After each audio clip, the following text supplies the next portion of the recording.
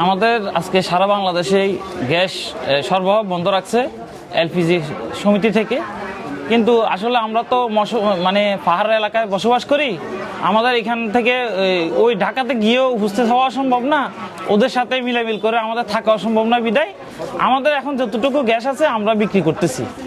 আমাদের গ্যাসের চাহিদা ধরেন আমার পার ডে 500-600 পিস গ্যাস বিক্রি হয়, কিন্তু তার বিপরীতে আমি ওই পরিমাণ গ্যাস পাচ্ছি না।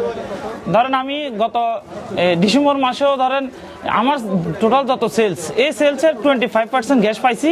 ওইটা দিয়ে যা পারতেছি, যতটুকু পারতেছি গ্যাস বিক্রি করতেছি। গ্যাস যতক্ষণ আমার গোডাউনে থাকবে, আমার দোকানে থাকবে, আমি বিক্রি করে যাব।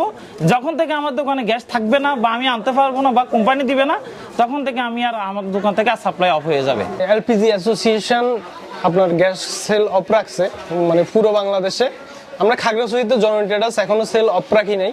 আমরা আমাদের যতটুকু মজুদ আছে আমরা সেল করতেছি, 1390 টাকা করে সেল করতেছি।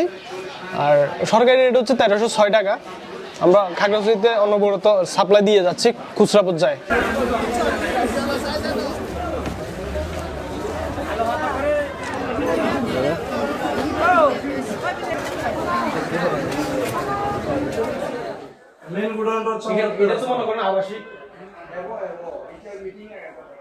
সারা দেশে যে হিসাবে কৃত্রিমভাবে গ্যাসের সংকট করেছে, তার বাইরেও খাগড়াছড়িও না, খাগড়াছড়ি কিছু অসাধু ডিলাররা আছেন, ওনারা নামমাত্র কিনে এনে গোডাউন খালি দেখাইয়ে ওনাদের ইচ্ছে মতো ওনারা দাম নিচ্ছে।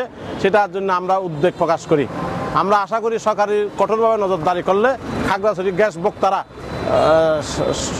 সরকারি রেটের গ্যাস পেয়ে ওনারা স্বাচ্ছন্দ্য বোধ করবে।